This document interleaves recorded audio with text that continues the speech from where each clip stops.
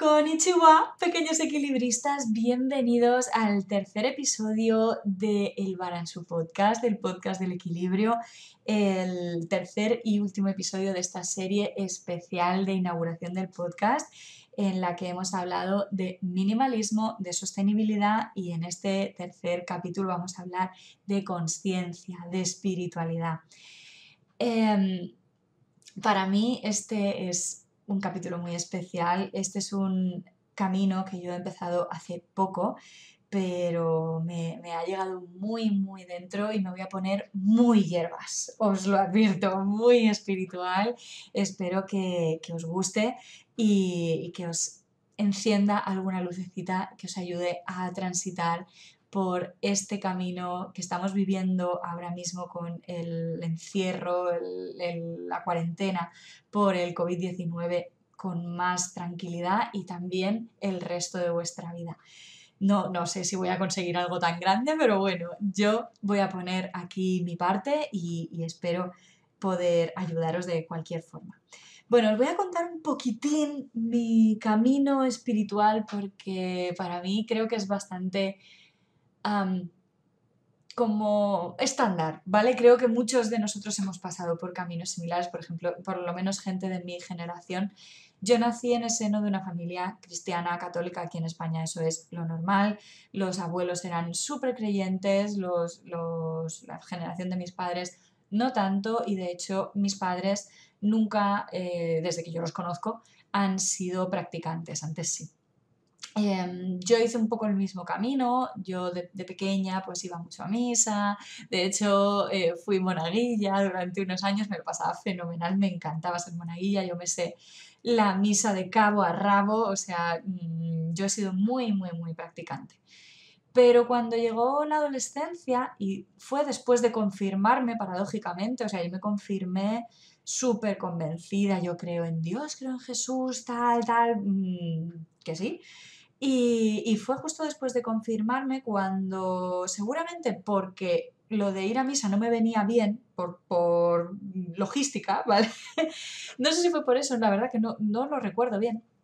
Yo empecé a plantearme que, bueno, creo que también tuvo que ver pues determinados sermones que escuché en la iglesia, ¿no? Empecé a ir a una iglesia diferente por cosas logísticas y seguramente este cura con el que, o sea, que daba la misa en mi adolescencia no molaba tanto como el de mi infancia, don Paco, no sé dónde estará, no sé si me está oyendo, don Paco, el de mi infancia, le mando un beso enorme. Pues el otro cura, pues seguramente no comulgaba tanto conmigo como don Paco, que molaba muchísimo, ya os lo digo.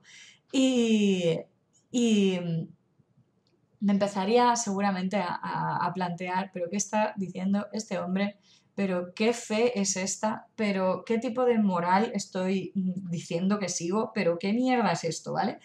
Y entonces, pues entre unas cosas y otras, yo creo que empecé a planteármelo todo y decidí que era atea, es decir, pues que Dios no existía, que había un orden natural en el mundo, bien, pero que no había un ser supremo con forma, digamos, aunque fuera una forma espiritual, que veías cuando te morías y esas cosas, y que no había cielo, ni infierno, ni mierda de esas, y que yo iba a hacer lo que me apeteciera en cada momento basándome en mi criterio moral, no en el que me impusiera ninguna religión ni ninguna institución de ningún tipo.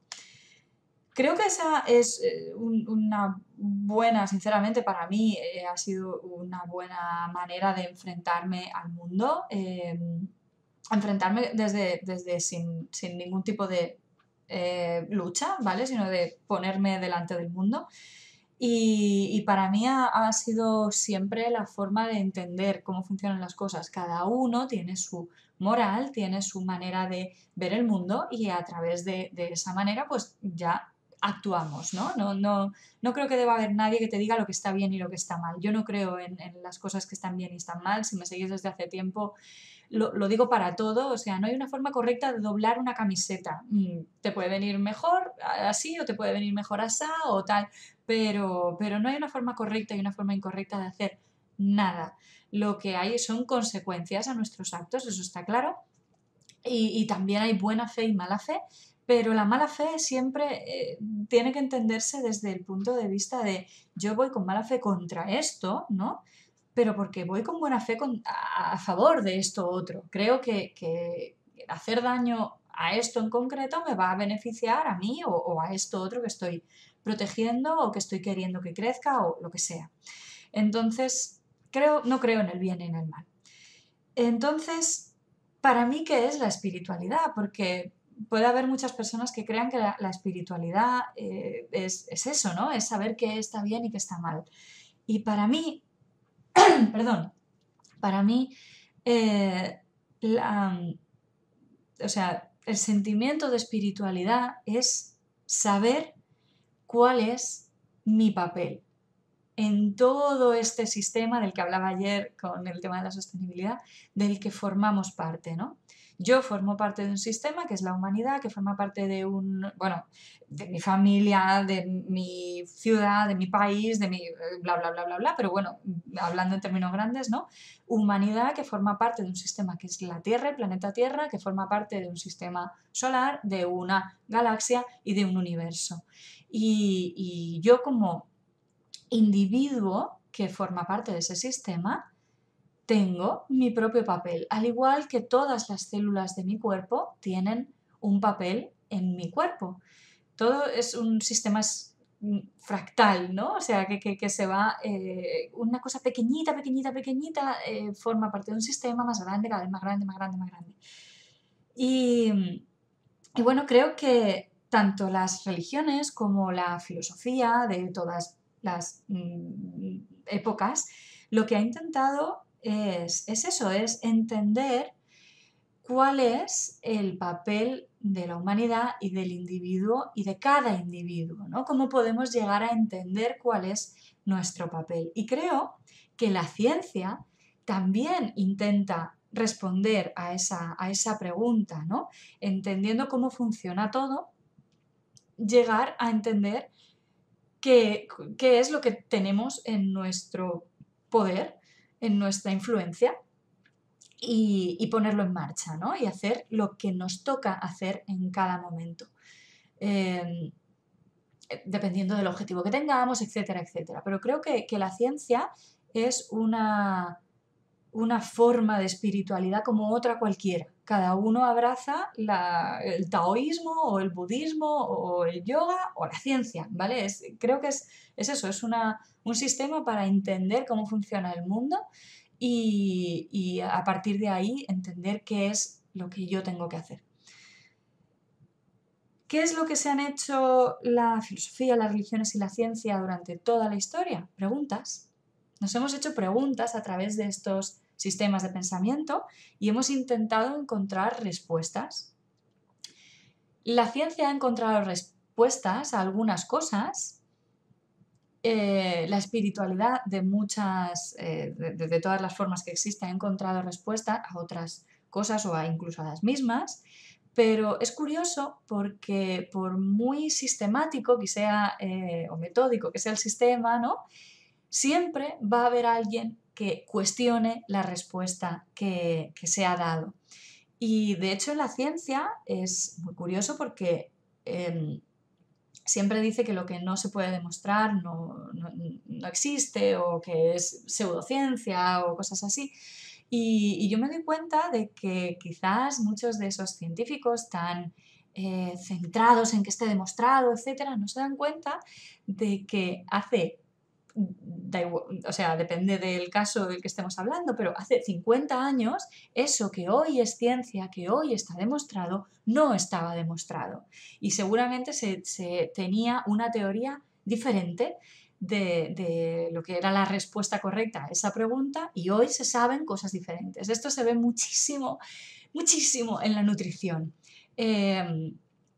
Hoy el huevo es maravilloso y mañana el huevo es el demonio porque, porque nos da muchísimo colesterol y después nos damos cuenta de que el colesterol del huevo, o sea, de la grasa del huevo no afecta al colesterol y, o sea, va cambiando, ¿no? Entonces yo creo que tenemos que coger con pinzas todo lo que sean respuestas absolutas, ¿no? que tenemos que validarlas para nosotros mismos y que tenemos que hacer que todas esas respuestas a esas preguntas lo que nos hagan es sentir paz.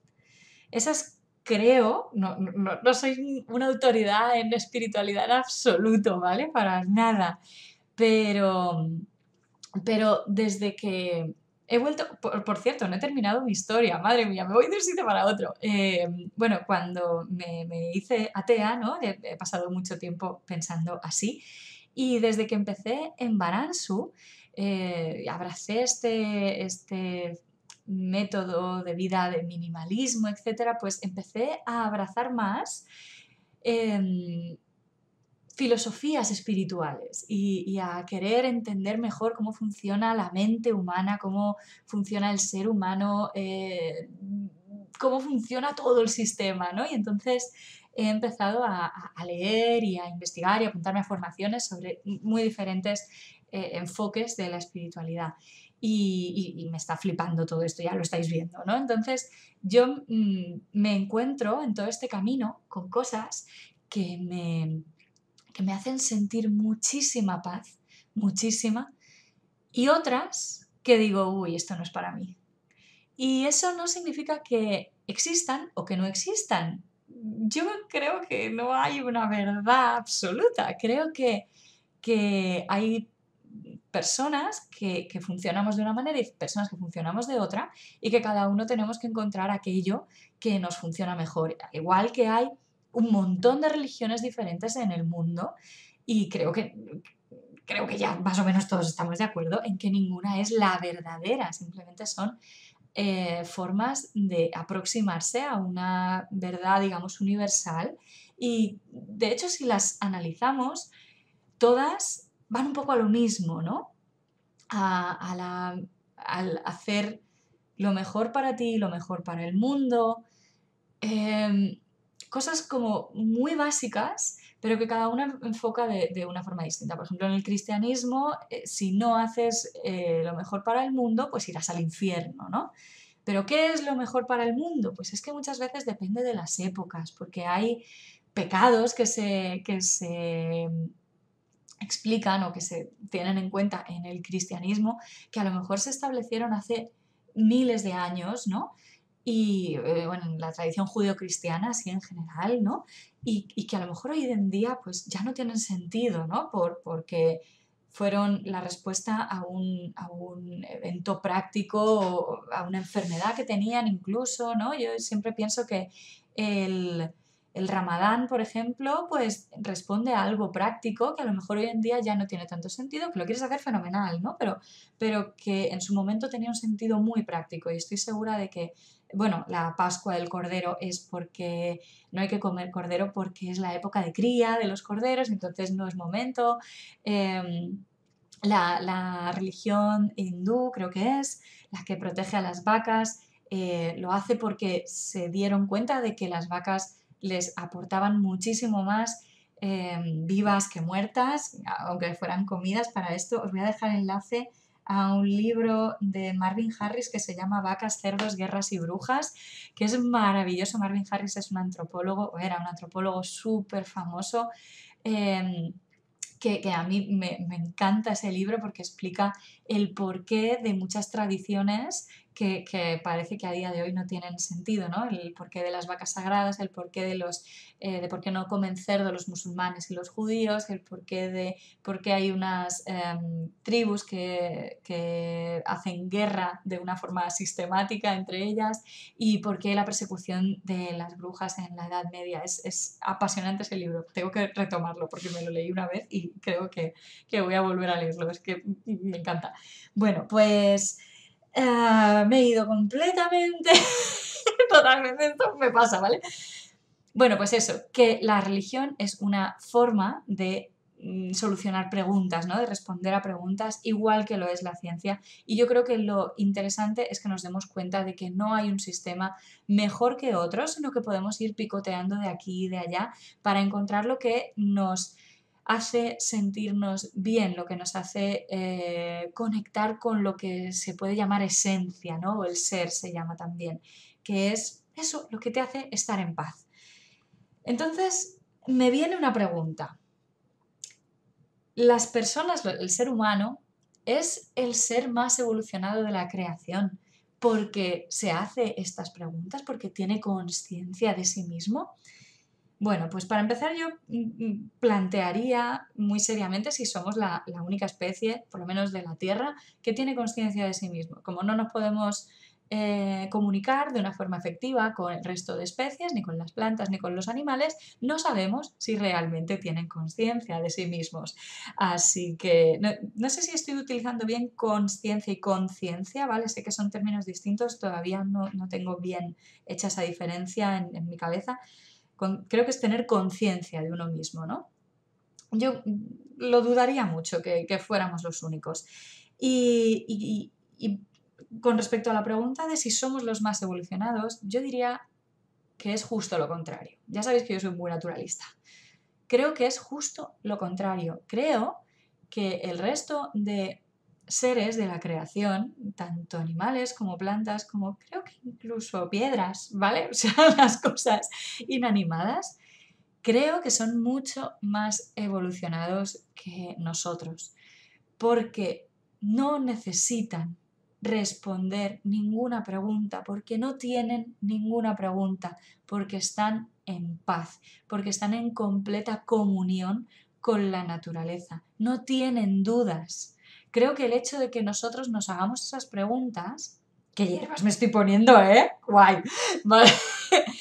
Creo que el hecho de que nosotros nos hagamos esas preguntas es precisamente una muestra de que no somos evolucionados, de que estamos en ese camino de evolución. Esto es lo que creo que, bueno, no tengo formación, pero lo que he oído sobre los registros acásicos. Sé muy poquito, pero por si os vibra, pues investigad sobre esto. De verdad, no tengo ni idea de cómo funciona esto de los registros acásicos, no he ido a ningún curso, no he investigado nada. Fue una conversación que tuve con mi amiga Eli, un beso preciosa, que me contó un poco lo que era y me dijo esto, ¿no? Que la evolución mayor era un objeto inanimado que simplemente da amor, no necesita nada, no necesita que lo alimentes, no necesita aire, no necesita nada, solo da, sirve, ¿no? A la naturaleza. Y no digo que nosotros nos tengamos que convertir en objetos inanimados, ni mucho menos, pero que creo que el entender que nosotros somos los más evolucionados seguramente sea un acto de soberbia. La soberbia, yo ya os he dicho que he sido muy megapilas todo este tiempo, o sea, durante mi infancia sobre todo, la soberbia es el pecado original, el pecado por el que Yahvé, el Dios del Antiguo Testamento, castigaba sistemáticamente y con mucha dureza, por cierto, a todo aquel que se enteraba de que era soberbio, ¿no? De que veía que atentaba contra eh, el status quo, ¿no? De Dios está aquí arriba y el hombre está aquí abajo y el hombre empieza a creerse que es más y que quiere ser Dios, ¿no? Es el pecado original que cometieron Adán y Eva al creer que al comer del árbol del bien y del mal se convertirían en dioses o llegarían a tener la sabiduría de Dios, ¿no?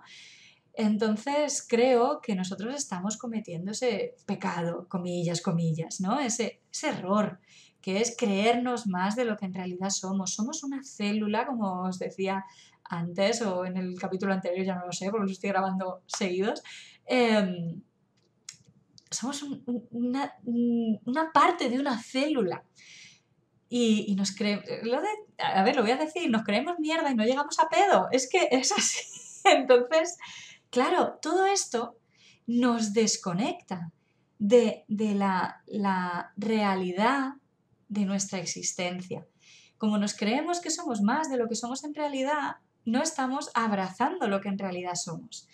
Y, y entonces, claro, pues nada funciona y no estamos en paz, no estamos en paz.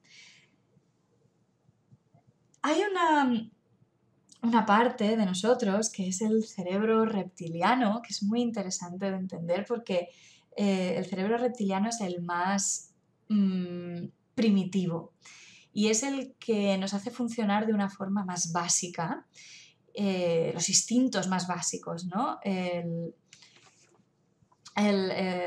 el instinto de supervivencia el primero. Y es el que nos hace pues tener hambre, tener sed y huir de todo aquello que cree el cerebro reptiliano que nos puede proporcionar dolor, infligir dolor. El dolor, antiguamente, cuando vivíamos en un entorno 100% natural, pues era seguramente un depredador, ¿no? O un rayo que nos podía caer sobre la cabeza, o un incendio, o cosas que atentaban contra nuestra vida. Pero hoy en día nos encontramos con peligros muchísimo más variados. Para empezar, una enfermedad que nos puede llegar a atentar contra nuestra vida, o sea, nos puede llegar a matar, ¿vale? Pero también el dolor emocional, ¿no? El que nos hagan daño en la pareja, en el amor, en que nos digan una palabra que nos hiera. Todo eso, por supuesto, es real, ¿vale? Nos crea dolor, pero como la mayoría de nosotros vivimos en países que llamamos desarrollados y ha desaparecido la amenaza de muerte constante, porque la naturaleza es constante, le damos mucha más importancia a dolores que en realidad, si los vemos con perspectiva, como os invitaba ayer con este del supervolcán y del invierno nuclear, os invito a que echéis un vistazo al episodio anterior, pues nos damos cuenta de que en realidad es una tontería, ¿no? O sea, que me haga daño, que el vecino me diga que soy una gilipollas porque he hecho ruido, pues no tiene importancia, o sea, ninguna. Y no significa que no le tengamos que prestar atención y solucionar el conflicto y tal, perfecto, pero creo que tenemos que coger un poco de perspectiva, ¿no? Este cerebro reptiliano, buah, me enrollo mogollón, lo siento, pero espero que os enriquezca esto. Este cerebro reptiliano funciona en base a una serie de creencias, que son como verdades universales, ¿vale? Cada uno de nosotros, eso es lo curioso, tenemos un sistema de creencias distinto. ¿Cómo van a ser verdades universales si cada uno de nosotros tenemos un sistema de creencias distinto? Es imposible, ¿vale? Pero así lo entiende nuestro cerebro, que nosotros tenemos una serie de verdades que son universales y que no se pueden quebrantar. Por eso la gente, invitaremos a Mónica y Baldi para que nos hable de esto en futuros episodios, pero introduciéndolo, por eso, cuando una persona cree que, bueno, por ejemplo, una mujer cree que todos los hombres son infieles, ¿qué es lo que vive en su vida? Todos los hombres son infieles constantemente, el suyo, el de su amiga, el de su prima, el de todo el mundo, los que ven las películas, porque los hombres que son fieles, ella los elimina de la ecuación, ¿vale? Los elimina de su vista o dice, bueno, uno, que tú sepas. Y dos, a saber lo que hará en el futuro, ¿no? Entonces, para ella estoy poniendo un prototipo muy prototípico, pero para que lo entendáis, me daría igual al revés, hombre-mujer, o mujer-mujer, o hombre-mujer, me da igual, hombre-hombre, me da exactamente igual. Como todas las parejas que yo me puedo encontrar en la vida son infieles, van a serme infieles en algún momento. Claro, si esa verdad se viera refutada, el dolor para el cerebro reptiliano de esa persona sería tan grande que lo evita a toda costa. Eso es lo que llamamos resistencia en crecimiento personal y en todo esto, ¿no? Tienes resistencias porque no quieres que tu sistema de creencias se vea alterado. Es un dolor muy fuerte el que te produce. Yo nunca he sentido esto, ¿vale? Entonces creo que por eso también mi optimismo general y todo eso, porque yo voy cambiando de sistema de creencias con mucha facilidad. No significa que no tenga principios, ¿vale? Pero que como entiendo que no hay ninguna verdad absoluta, pues voy cambiando y hoy me sirve una cosa, pero me la planteo. O sea, no creo que haya nada escrito en piedra, como podríamos decir, ¿no? Grabado en piedra. Creo que esto es una actitud muy sabia ante la vida. No es porque sea la mía, sino porque me funciona muy bien, a mí me da muchísima paz, ¿no? O sea, yo creo esto, pero a lo mejor tú crees otra cosa y es igual de válido. Y en mi mundo esto funciona así hasta que me encuentre con algo que me lo cambie, ¿vale? evidentemente hay que tener un sistema de creencias, ¿vale? Pero yo creo que lo que debemos intentar es que sean flexibles, que no sean universales, no darle ese carácter universal. ¿Por qué? Porque así evitaremos todas las cosas que hacemos con tal de tener razón. Que es muy absurdo. Hacemos muchísimas gilipolleces y nos hacemos muchísimo daño a nosotros mismos con tal de tener razón. ¿Ves? Yo tenía razón. Qué absurdo, ¿verdad? Y claro, esto nos impide hacernos las preguntas correctas y llegar a respuestas enriquecedoras con lo que estábamos hablando antes. Porque si las preguntas amenazan nuestro sistema de creencias, no nos las queremos hacer. Y entonces es una pescadilla que se muerde la cola. Tenemos que avanzar en esa, no sé cómo explicarlo, en esa mentalidad, ¿no? Y ser más flexibles y no creer que estamos en posesión de la verdad absoluta para poder avanzar hacia ese estado en el que eventualmente, al final, podremos no tener ninguna duda, podremos estar en paz y de eso se tratará. Vale, y todo esto, ¿qué puñetas tiene que ver con el coronavirus, con este proceso que estamos viviendo? Pues como ya os adelantaba en el capítulo anterior, creo que el punto fundamental, madre mía, llevo muchísimo rato hablando, lo siento, de llegar a todo esto, ¿no? De llegar a plantearnos todas estas preguntas y al final encontrar estas respuestas, es conectar con nosotros mismos, conectar con nuestro cuerpo para empezar, porque lo tenemos completamente desconectado. Hay como una creencia, ahora parece, te estoy hablando de a lo mejor el último año, 2 años, estoy empezando a escuchar, me imagino que en otros círculos se escucharía mucho antes, a médicos hacer realmente caso a cosas psicosomáticas, ¿vale? Ya sabemos, se sabe, es que ya se sabe, ya se está dando por ciencia que la psicosomatización existe, o sea, que tú puedes crear una enfermedad, ¿no? El famoso efecto placebo, todo esto. Pero antes como que se le daba un carácter, o esta es mi impresión, ¿vale? Si alguno sois médicos o tal, pues ponerme en comentarios o hacerme llegar vuestra visión porque me interesa un montón, pero y así la compartimos entre todos. Pero mi visión era, eso es psicosomático, es en plan, no le tienes que hacer ningún caso. Ostras, si estás somatizando algo, claro que tienes que hacerle caso, porque que sea psicosomático no significa que no pueda matarte o te pueda hacer mucho daño. Y entonces, claro, pues aunque esté viniendo de tu mente, es real.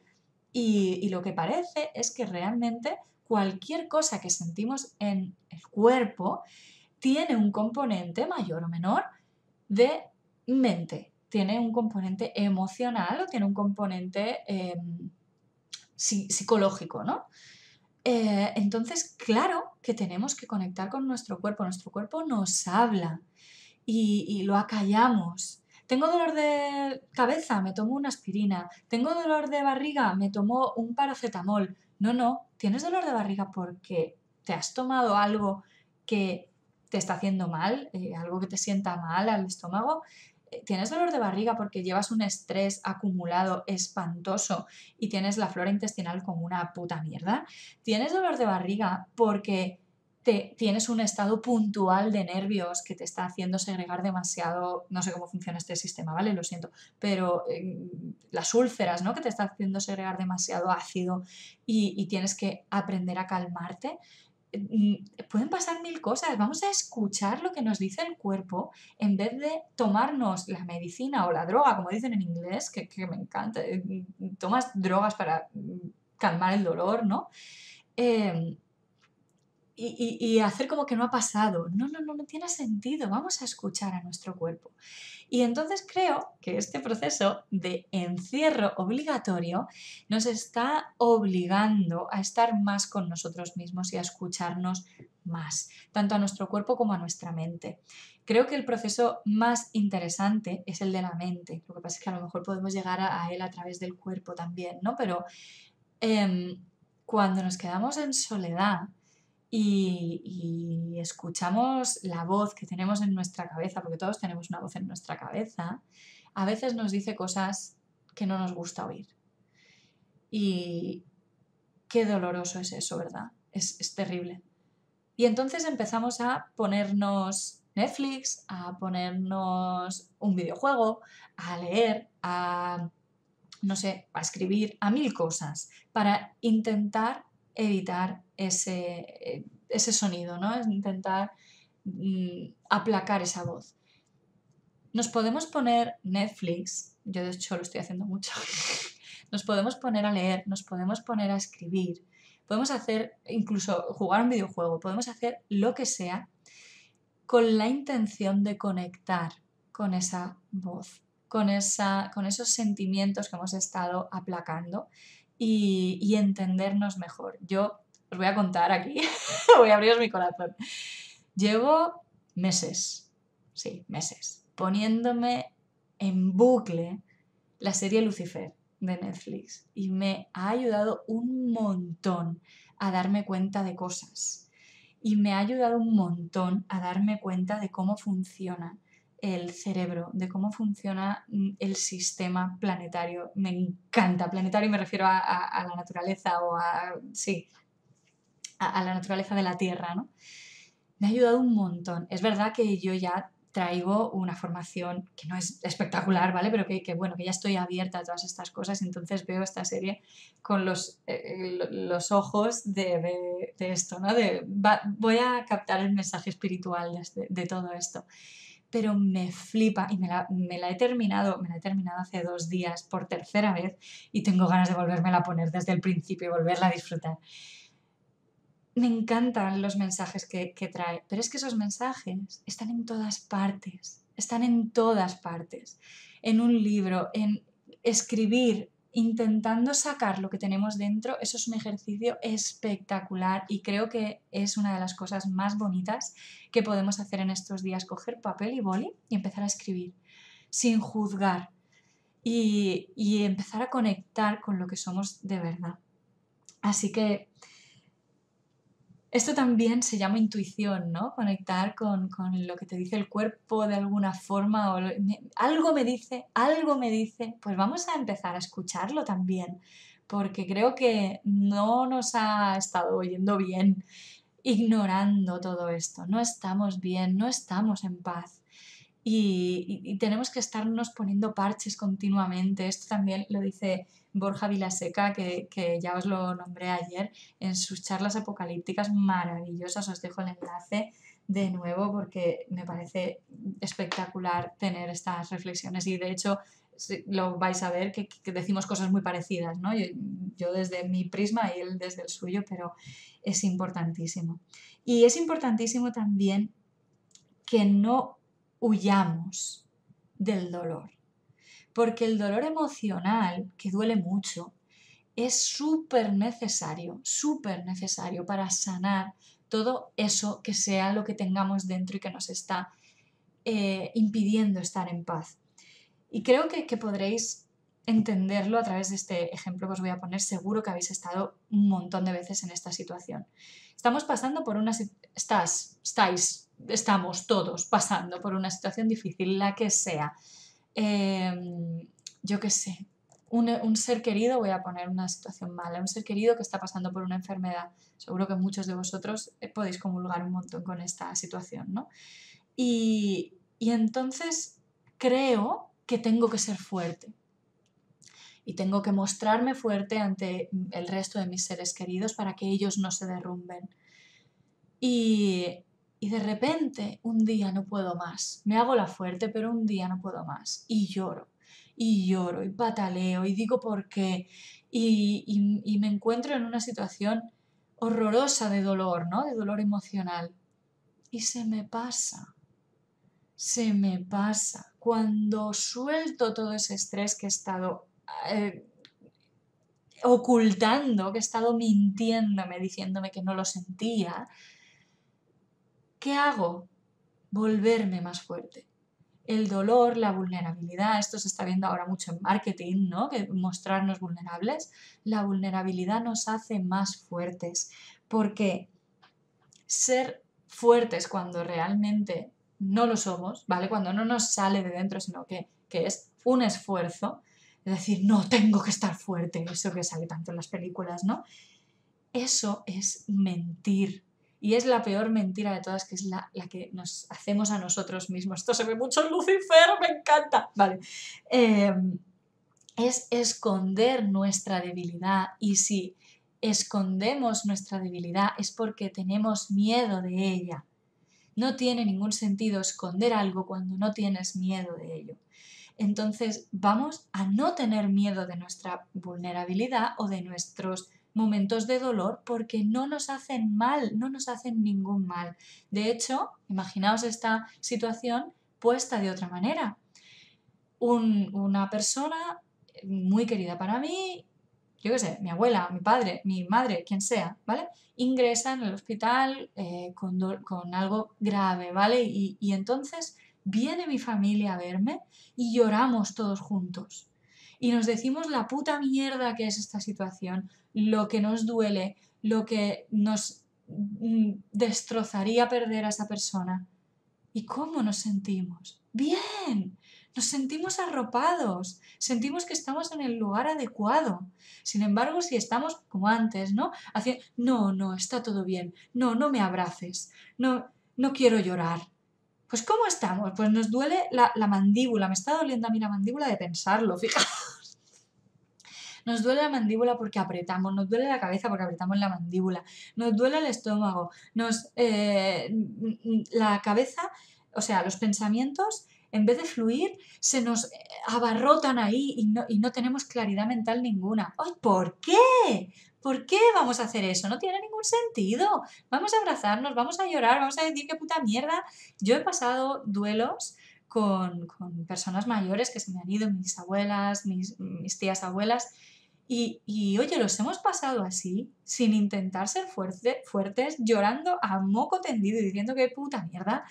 Y oye, se pasa, y se pasa, no voy a decir bien, porque no puedes pasarlo bien en esa situación, pero se pasa y ya está, y la vida sigue. Cuando intentas ser fuerte es cuando no funciona. Así que vamos a intentar abrazar nuestra vulnerabilidad, abrazar nuestra verdad y ser más conscientes de nosotros mismos. Y así podremos tener una mentalidad que realmente nos permita tomar decisiones mucho más valientes y cambiar todo lo que no ha estado funcionando, porque dejaremos de tener tanto miedo. Uy, el miedo es otro tema para otro episodio.